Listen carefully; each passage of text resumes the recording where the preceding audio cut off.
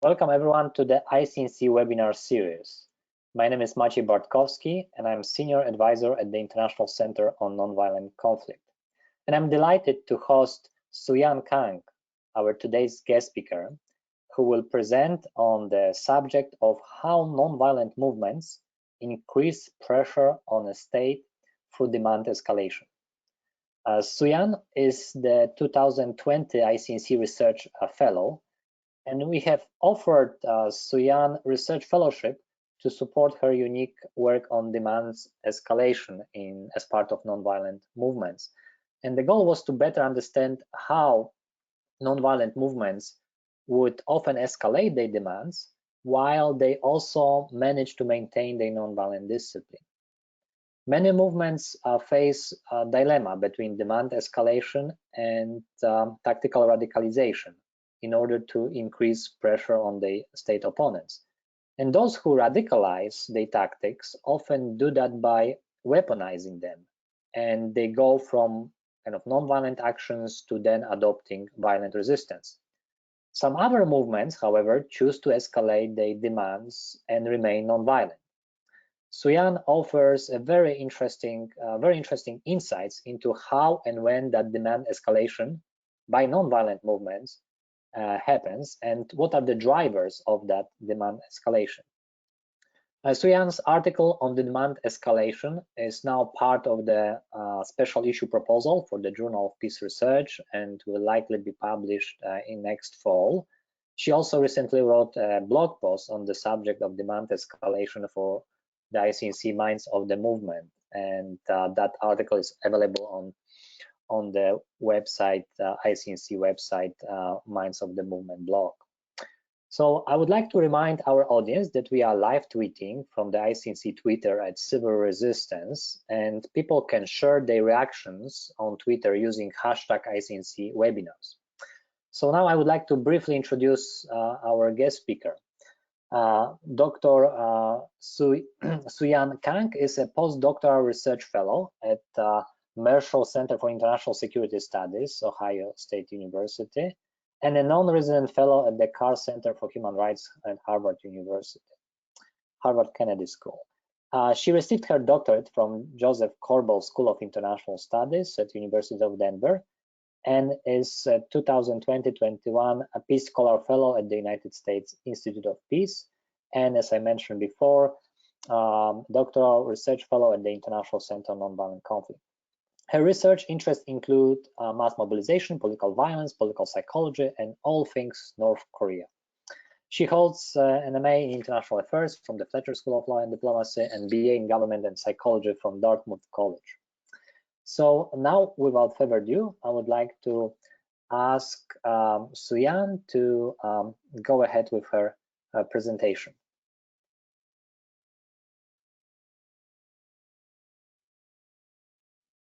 All right. Thank you so much, Maciej, for the kind introduction and for having me here. Hello, everyone. My name is Suyuan Kang, and I'm grateful to present my research that was generously funded by the ICNC and the U.S. Institute of Peace. So the question or puzzle that I explore here and in my larger book project is asking why some mass movements change demands, particularly from seeking limited redress or making reformist demands to then demanding regime change or territorial independence and becoming a maximalist campaign. This question is particularly salient today because 2019 was called the year of the street protester with an unprecedented tsunami of mass campaigns across the globe affecting both democracies and autocracies. But 7 of these mass mobilization campaigns in 2018 and 19 started as protests against limited reform before escalating demands to call for leader removal or greater systemic change. And these 7 are Chile, Ecuador, France, Haiti, Hong Kong, Nicaragua, and Sudan. And the list has since continued. When we typically think of mass movements, we view their demands as being more or less fixed, and the scholarship on mass movements has focused on different methods of resistance to pursue these predefined ends. In my work, I show that demands can change as a result of the state-dissent interaction. And before I get into the meat of today's presentation, I briefly want to situate this work in my broader book project. And in the larger project, I consider both movement characteristics and different government responses to identify likely combinations and pathways of demand escalations. Movements are either broadly or narrowly comprised of the population at large, and they can be internally cohesive or fragmented in terms of both their goals and strategies to pursue these shared goals. And these movement characteristics give a particular campaign its potential to escalate demands. But whether or not the escalatory potential is activated is determined by government response. Government concessions and a movement's leadership add nuance to the particular pathways of escalation, but for today I'll focus on one particular trigger, state repression. So again, the question is, why do some mass movements escalate their demands from reformist to maximalist? And my answer here focuses on state repression. A government's disproportionate use of force expands the grievances the protesters have against the state and betrays the remaining trust that people might have had in the government to act on their behalf. Escalation in the context of social movements and protest activity has primarily been thought of as tactical escalation or phase shift, a change from peaceful to violent techniques meant to help movements regain momentum through change. And there's general consensus that excessive government repression of nonviolent activities increases violent dissent, and this is a dominant way that state repression has been known to backfire on the regime. In cases like the Sendero Luminoso or the Shining Path in Peru and the Provisional Irish Republican Army are often cited as examples of violent or tactical escalation. However, I argue that there is much more tactical homogeneity than expected in the literature, and that demand escalation is another example of repression backlash, and an important one because it allows nonviolent campaigns to increase pressure on the government or to up the ante without taking up arms. In juxtaposing demand escalation with tactical escalation, I test two hypotheses using a large and global data set. Similar to tactical escalation, I test whether regime violence is a causal factor of demand escalation in the first hypothesis. Taking the demands of a reformist campaign at face value, there's an underlying trust in the government and hope that its leaders will enact or retract policies to meet their demands. If the government then responds to these unarmed reformist campaigns with disproportionate force, participants and observers of the campaign are likely to question the allegiance of the incumbent government and lose faith in the government's willingness to act on behalf of the people's interest. As a result, a reformist campaign is likely to escalate its claims from asking something of the government to demanding that it must go. However, I expect nonviolent campaigns with violent flanks to operate differently for two reasons. Because backfire is less likely in the presence of violent flanks, and because campaigns with violent flanks are more likely to escalate tactically. Violent flanks or contemporaneous armed challengers have been theorized to both help and hurt popular movements achieve maximalist change. One reason why a violent flank might undermine the potential of an unarmed campaign is because nonviolent discipline among challengers is an important requirement for backfire to occur. State repression of violent action is likely to be perceived as much more legitimate, and the presence of violent flanks may alienate potential third-party supporters and allow regimes to use violent repression without any repercussion. Second, campaigns with violence-wielding groups have been found to have a greater likelihood of escalating into violent conflicts. As an extension, reformist campaigns with violent flanks may be more prone to escalating with violence and less likely to escalate demands, while reformist campaigns without violent flanks are more likely to escalate their demands while remaining largely nonviolent. Taking a step back, previous work on civil resistance has assessed predominantly maximalist campaigns, largely because it focused on violent and nonviolent forms of regime change in comparing civil resistance to civil wars. But there's a larger universe of sustained mass action challenging the government in the form of reformist campaigns. And while not all maximalist campaigns have roots in reformist demands, and not all reformist campaigns escalate to becoming maximalist ones, this project seeks to explain what causes a reformist campaign to sometimes escalate to becoming a maximalist one. And while there are many different configurations of campaigns, I came up with a relatively simple typology of different campaign structure. And I use the term tripartite, bipartite, and unipartite to describe the number of stages in a given campaign. A tripartite maximalist campaign has three parts: a reformist trigger, a reformist campaign over that trigger, and then a maximalist campaign. And a bipartite maximalist campaign has two parts: a reformist trigger that quickly escalates into a maximalist campaign. And a unipartite maximalist campaign are cases in which there's no clear reformist precursor and the campaign makes maximalist demands from the onset of mobilization. An example of a unipartite maximalist campaign is Togo in August 2017.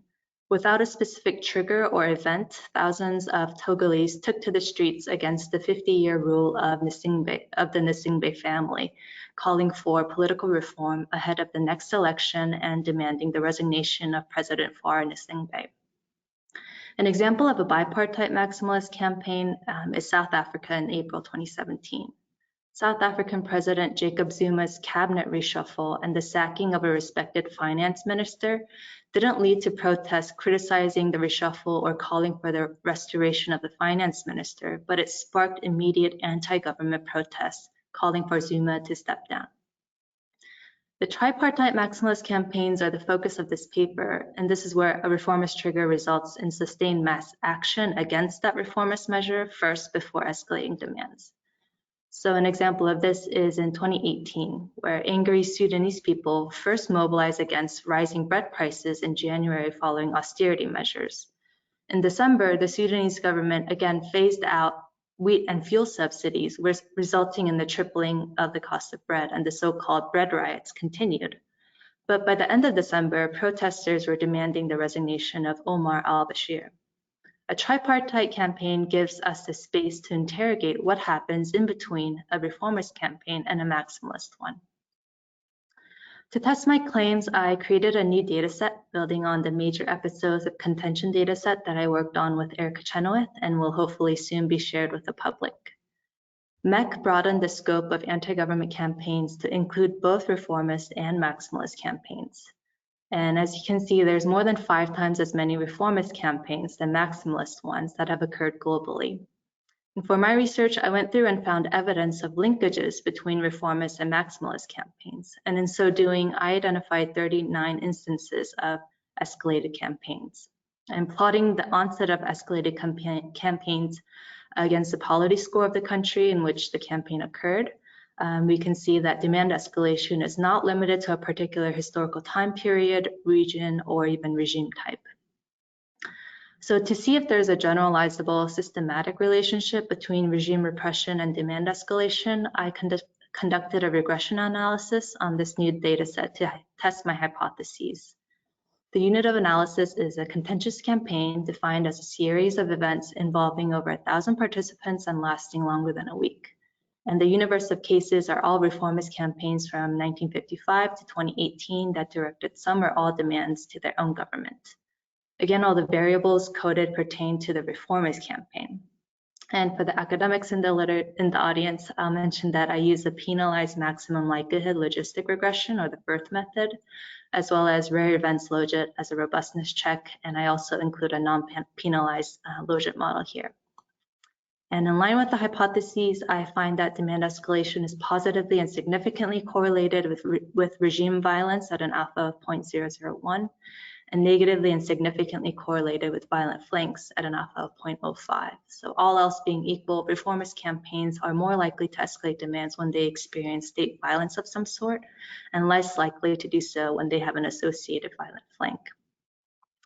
And based on the standard logit regression model, reformist campaigns that are repressed are 15 times more likely to escalate demands versus if they're not repressed.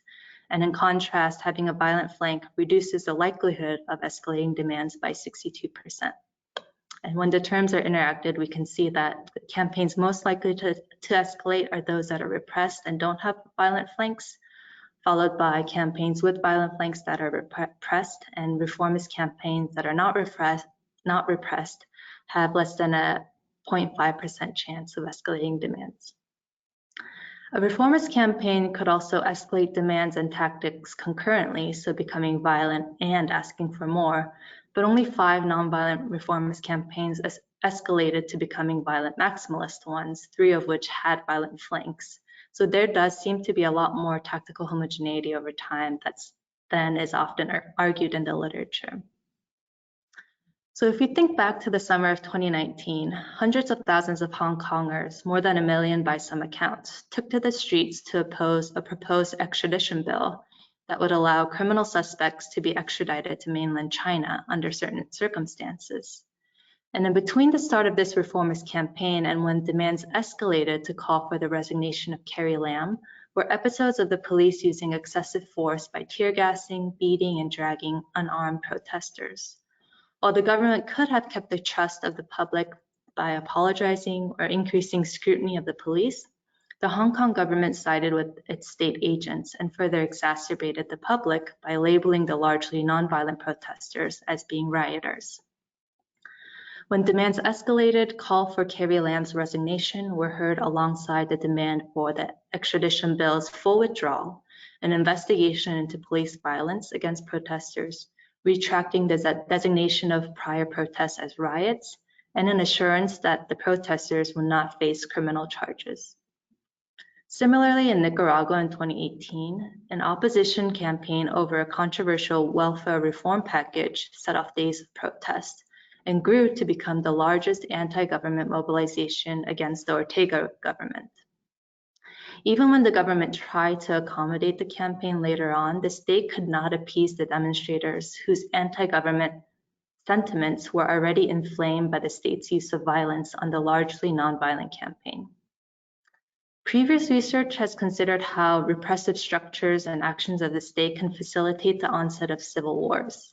But many regimes are increasingly facing existential threats from mass movements, and this research helps to understand how a government's forceful effort to stem the tide of reformist campaigns can backfire and escalate domestic dissent, even non-violently.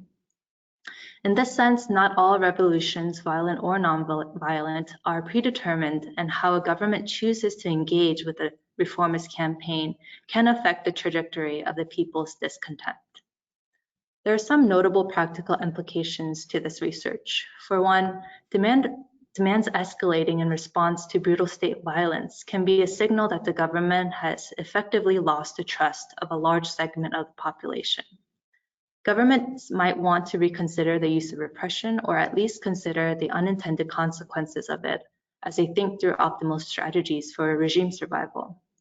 What is seemingly effective in quelling unrest in the short run might be harmful in weakening state-society relations in the long run. And for activists and organizers, escalating demands can be a way to up the ante on the government without resorting to violence. In this way, demand escalation can be thought of as part of the campaign's action repertoire to increase pressure on an incumbent government while maintaining nonviolent discipline. But going from a reformist campaign to a maximalist one also comes with various dilemmas that pertain to agency and control. What's not clear is the degree to which demand escalation is or can be strategic or organic, and my broader research agenda seeks to understand how these dynamics unfold within movements, particularly when they're leaderless. I've largely simplified this phenomenon that I call demand escalation, but there's actually quite a bit of variety within it as well. So to give you a glimpse of how I've thought about it, I'll briefly mention a few different ways that movements seem to escalate demands. So in the most stylized example, there's a gradual building up in which a group of individuals ask the government to address limited grievances until something happens and they begin to challenge the government. But the buildup can take many different forms. Some are more straightforward, with a group of people increasingly gaining power, as was the case of the Bolivian anti-juntas campaign in the early 1980s, where pro-government, pro-labor strikes won the legal recognition of the Bolivian Workers' Union. And the Workers' Union then took the lead in calling mass marches and general strikes to usher out General Guido Vildoso and the military junta in 1982. But momentum can build from disparate groups coming together over shared concerns or a common enemy. An example of different actors uniting over shared grievances is the Benin Anti-Kiraku campaign. The reformist campaign centered around economic troubles with a series of teacher strikes, student strikes, and civil servant strikes separately demanding their back pay and salaries and student grants before coming together to call for democratization and the overthrow of President Kiraku in December 1989. And another example of an unlikely coalition forming against a common enemy is the Anti-Serrano campaign in Guatemala, where student protests over government-issued identification cards, which were seen as a form of military control to track student leaders, united with local protests against high electricity prices. And concerns over Serrano's power grab further increased general public opposition and brought together businessmen and human rights activists, all in an alliance to call for Serrano's ouster in 1993.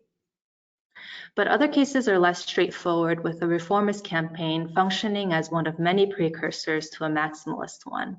So in Argentina, the origins of the pro-democracy movement are rooted in social campaigns that started in the mid-1970s, such as the Mothers of the Disappeared, but were also affected by Argentina's loss in the Falklands War.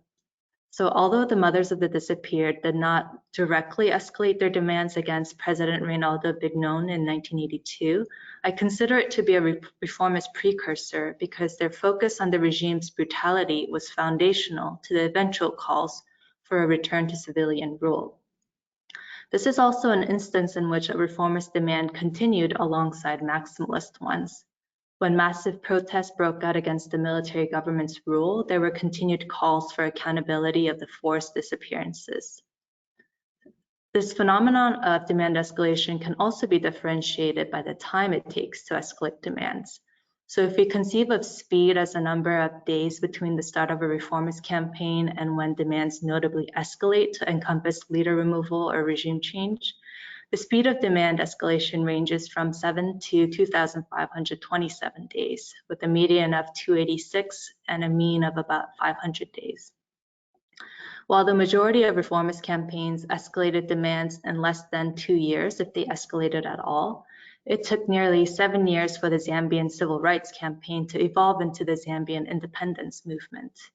In 1953, a newly formed Northern Rhodesia African National Congress made a national call for non-cooperation with the federal government, and for several years challenged the racist discrimination policies against the Black majority in Northern Rhodesia.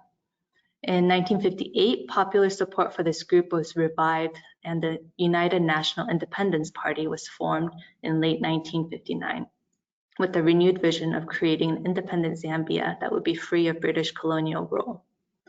These examples show that there's no standard transition between a reformist campaign and a maximalist one.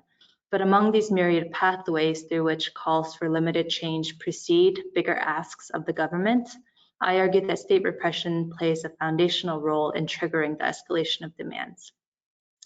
So in sum, this phenomena of demand escalation, I think, is really fascinating and warrants further study. It helps highlight some of the dilemmas that both government actors as well as activists must navigate in their interaction to further their respective agendas.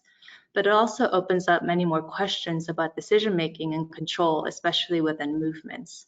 So thank you so much for your time and attention, and I'm eager to learn from all of you in the audience as well, especially those who have more knowledge about internal dynamics of mass campaigns than I do. So I look forward to hearing your questions and comments and continuing our discussion. Thank you. Thank you, Suyan. That was great. There was so much great food for thought. I have one or maybe two questions, or one comment and one question, but before I go ahead and ask you that, first of all, I wanted to remind the people how they can ask their own questions. You can either type your question in the question box, and we will then read that question to Suyan. And alternatively, what we would like to see or encourage is that you raise your hand if you would like to ask the question. We'll then unmute you, we'll ask you to introduce yourself briefly, and then you will ask the question to Suyan. So please take a moment, think about what you would like to discuss or bring up here. And while you are doing that, I wanted to kind of notice this, what you mentioned, Suyan, in terms of the importance of looking into this kind of strategic dimension of demand escalation. I think this is something definitely interest to us in ICNC. And I also kind of from personal experience look into Polish resistance movement, Polish solidarity movement. I remember how strategic they were about demand, I guess, de-escalation. After they escalated the demands, then they try to de-escalate and then re-escalate. So they were very strategic in terms of pushing.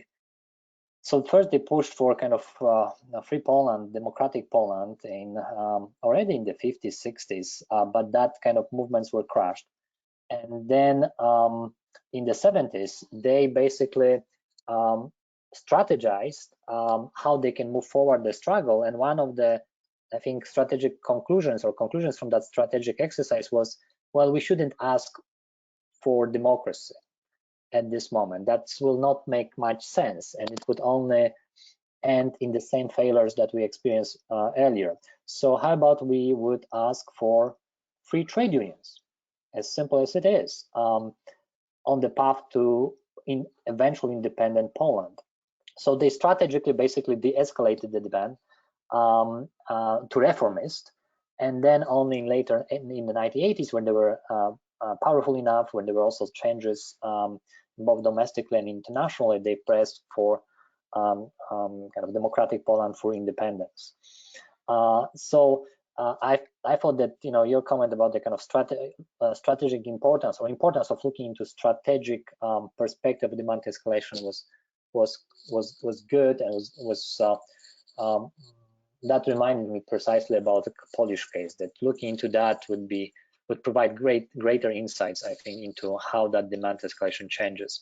And my question is about violent flanks and demand escalation and repression.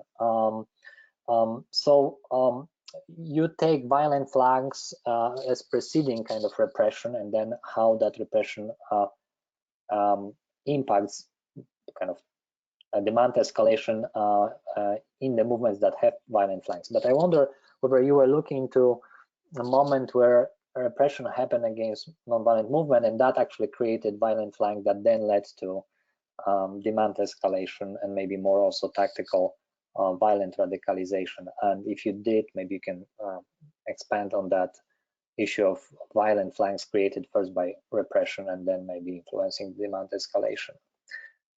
So that's all from me, and you can go ahead and maybe respond, and then we will take the questions from the audience. So Sure. Thank you for your presentation, Suyan. Thank you. Thank you, Maciej, and thank you for these great points and question as well. I'll definitely look more closely into the Polish case. So yes, de-escalation does happen. I don't look at it specifically in this research, but Kathleen Cunningham has looked at this, especially in the context of self-determination movements, where like leaders overshoot the demands that they're asking for, and then they kind of backtrack their demands once they realize that the support from their constituents isn't as great as they might have expected. So that's also an interesting aspect to demand escalation, and thank you for the suggestion on the Polish case. In terms of the violent flanks, yeah, you're right. I was actually thinking about that this morning, about how repression can trigger violent flanks and then what are how their effects differ from what I'm proposing in the mechanism of demand escalation. I will say that the way that I look at it and the way that the variables are coded in the database, it's purely on the reformist campaign, during the duration of the reformist campaign. And these are campaign level variables, so it can't really get at the timing of when repression occurs, when violent flanks emerge. So that would be something maybe I should look more closely at in the next iteration. But I guess suffice to say that the violent flanks, as the way that I would interpret violent flanks through the database, through the lens of this database, is that they are part of the reformist campaign. And I guess I would say that they're prior to the experience of to the state repressing the movement. But yeah, that does warrant closer analysis. Thank you, Maciej. Thank you, Suyan. Once again, I would like to remind everyone that you can type your question in the questions box, or you can let us know by raising your hand if you would like to ask a question to Suyan. And I know that Bruce wanted to come in and ask the question. So Bruce, please go ahead and ask your question or make a comment. Thank you. Sure, Suyan, this is a fascinating study, and I appreciate the work that you've done on it, both in the quantitative analysis and then breaking it down into takeaways for us, for scholars and for movement activists to determine their approach. I think it's a really fascinating dynamic to realize that with the commitment to nonviolent struggle, something that can start as a very small thing can become a maximalist campaign. It can switch and grow to work against potentially a dictator or oppressive regime, or for independence and self-determination. My mind goes to a recent study from Luke Abbs that ICNC published about the role of civil resistance and how it can be effective even in the context of civil wars. And that, that was what I would consider to be a counterintuitive thing, right? Because a civil war hampers the ability, we would assume that a civil war hampers the ability for a movement to still be effective in its smaller goals. So I'm wondering, in the context of a war, maintaining nonviolent discipline helps a movement to stay, become more likely to achieve their goals despite the violence around them. And if we combine that with this insight of a movement having a commitment to nonviolence and starting small, and then when there's repression, it gives them sort of a nudge, or they seem compelled, it would seem, to raise the stakes in what they're fighting for. It seemed like there might be some overlap in how these two dynamics can work within a conflict, a pre-existing conflict. And I was wondering if you think that there's something to be looked at there. Is there potential for that? Yeah, thank you. And thank you for bringing in Luke's work. I really enjoy the way that Luke thinks about things and his approach. So maybe this will be fodder for a joint collaboration of sorts. Yeah, I'm not sure when in Luke's research, I'm not sure if he looks at civil resistance in terms of like general protest or like mass mobilization activity in the reformist sense, or if he's looking at more like comparable maximalist civil resistance campaigns with civil wars. So that would need to be clarified, but I think I see what you're getting at in terms of if the state is kind of inadvertently like making more enemies and then maybe helping general dissidents like come together to foment their overthrow. And yeah, in some of my examples, you can see that resistance and general like regime brutality does kind of give people a reason or extra justification to come together to push for a leader that's just different from the existing regime. So yeah, I'll follow up with Luke, and thank you for your question, Bruce, and your comment. Great. Absolutely. Thank you. Thank you, Suyan. Thank you, Bruce. I had a brief follow-up from David, who basically wanted to see if you have some thoughts on the Syrian Uprising. I think what he meant, or what I would be also interested maybe to hear from you, Suyan, is again, that moment when basically the escalation happened, it was at least in the first 4 or 5 months, the uprising was non-violent, and then became mixed with views of violence and non-violent resistance till the end of 2011. And then basically from the beginning of 2012, that resistance became predominantly violent. And maybe you were looking into that case through your demand escalation lenses, and if you did, maybe you could provide some more kind of insights or any type of conclusions that you may have had while you were looking at that case through your demand escalation kind of framework. Yeah, thank you for that question. I am by no means a Syrian expert, and I haven't, I mean, I followed that to the extent of reading news articles regarding it. So I'm hesitant to, especially on the record, pontificate on the Syrian uprising. I think that conflict was especially tricky, I think, because there were just so many actors involved, and you know,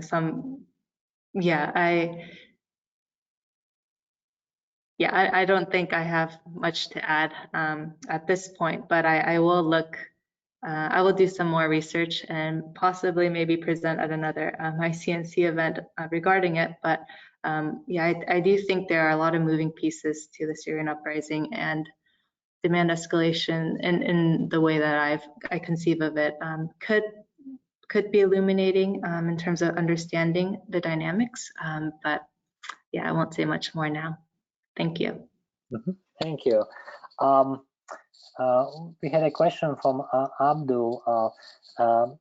In essence, he's asking about the connection between demand escalation and the outcome of the movement. And here I would wonder to what extent you were looking, or maybe say something about the demand escalation and success or failure of those movements that escalated the demands. Have you looked into basically, you know, the end of that kind of movement sphere, which would be its outcome, and how demand escalation influence, in what way, eventual success or failure of the nonviolent movement? Yeah, thank you for this question as well. So I think this will be a large component of the book project, but I haven't looked at it thus far. I have considered it to the extent that I look at the role of government concessions and also fueling demand escalation. So if I'm remembering correctly, in about half of the reformist campaigns that escalate, they do receive some sort of concession. So they are successful in getting at least a partial or full extent of what they were asking for in the reformist campaign. How demand escalation results in like the connection between demand escalation and the eventual success of the Maximalist campaign hasn't been explored yet, but I hope to do so. And yeah, I think there's a lot of plausible hypotheses that pertain to outcome. For instance, if another in the book project, when I do look at movement characteristics as well, campaigns that are more cohesive or more that represent the public at large, they're also more likely to escalate demands. And so if, you know, prior research and thinking that a large segment of the population is important for the successful outcome of a campaign, then it suggests that campaigns that escalate are more likely because they already have that broad participation base. But in terms of the numbers and a systematic generalization, that is yet to be explored. Thank you, Suyan. I have John who wants to ask a question. John, I will unmute you, and please introduce yourself briefly and go ahead with your question.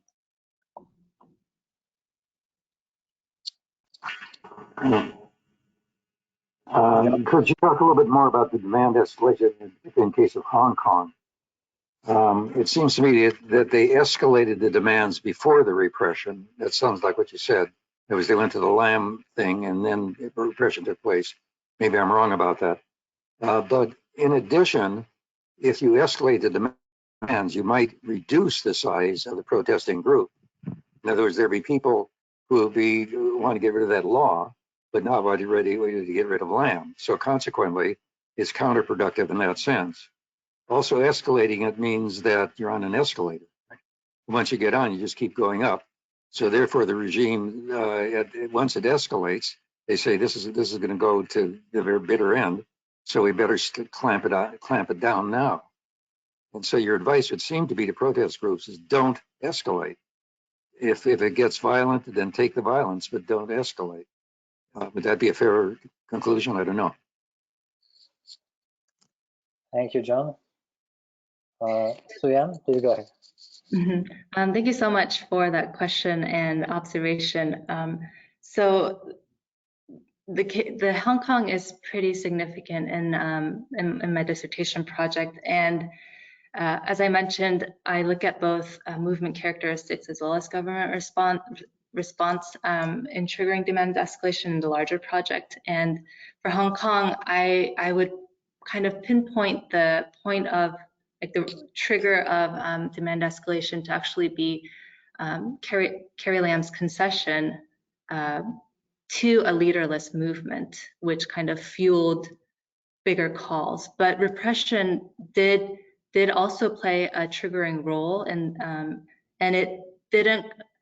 Repression occurred before the I think June 6th or 7th campaign, in which which was the case of, I think, the more than 1 million mobilization participation. The more than 1 million participants mobilizing for the cause. And so I think there was a dual role of repression and concession in fueling the Hong Kong protesters. You raise a great point about the potential for the counterproductive aspect that demand escalation can have. But I guess the way that I think of it in my logic, the repression kind of fuels and sustains mobilization, because it turns the people's hearts away from the government when they see the government willing to repress unarmed protesters. And so, yeah, especially in the case of Hong Kong, in the face of repression and once demands escalated, the protest still went strong for a while. Until there was more brutal crackdown, of course. But yeah, thank you so much for your observation and point, John. Thank you, Suyan. So we have another participant that wants to ask the question. It's Aminu. Aminu, I will unmute you right now, and please go ahead and ask your question. And I see, Amino, that you are muted yourself, so you also need to unmute yourself in order for us to hear you.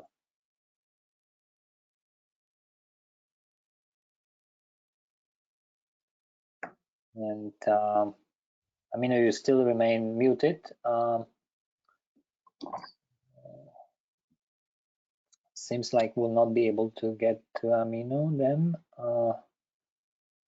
Okay, I think she came. Amino, you came up. I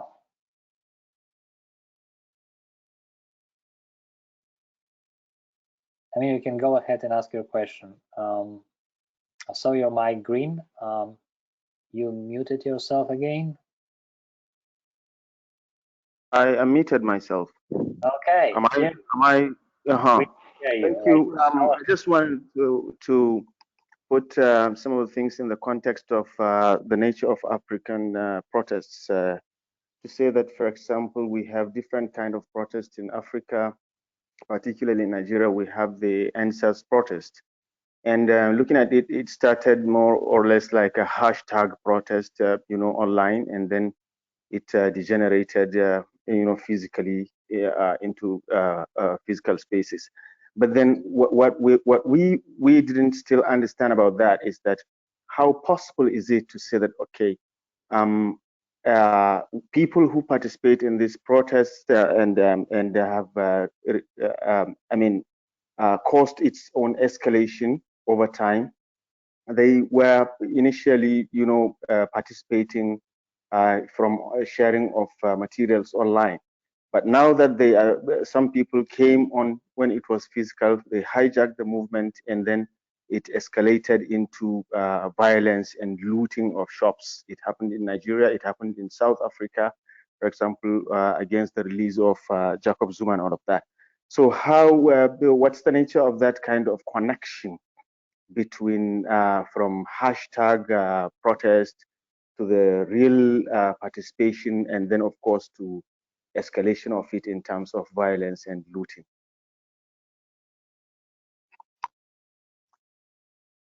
Thank you, Amino. Suyan, would you like to address that question? Yeah, thank you so much for that point, Amino. You raise a great point. And I'm not sure my answer will be satisfactory in the sense of, the movement agency and who is doing the escalating, I think is a key question that my research can't really answer. And it's something that I hope to explore more, especially as I try to understand leaderless protests, leaderless movements. And, in your example of a movement that starts online virtually and then converts into a physical campaign. I guess, if you want to call them hijackers or radical flanks or violent flanks, are all movements are kind of susceptible to radical components and radical individuals who seek to, derail or take the movement into another direction.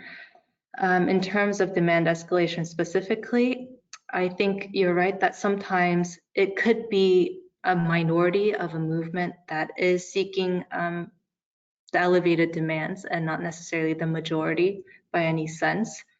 And my research, it can't kind of accommodate the difference, but it is an important difference, at least practically.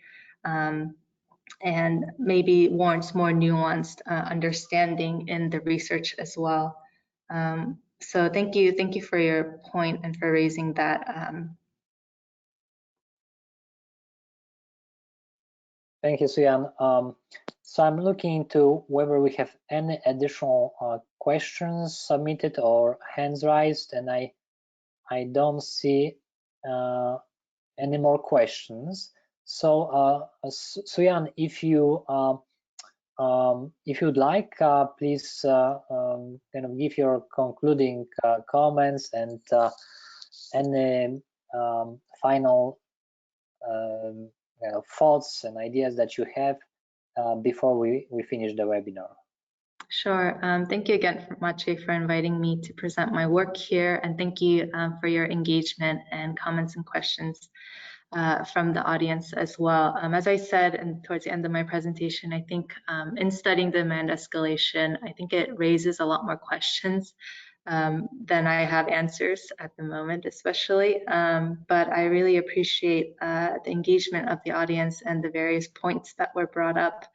And hopefully all of these really astute points can help me and other scholars get a better handle of how the dissent government interaction occurs and how demands can escalate and how demand escalation can be an alternative to tactical escalation. So yes, thank you so much for this community and for having me here, Maciej. Thank you, Sim. It was great hosting you here.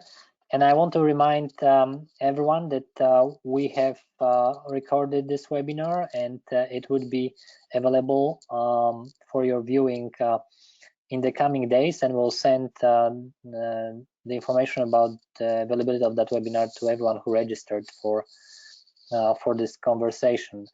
And if you have any questions, please send us your thoughts, ideas, or questions to webinar@nonviolent-conflict.org.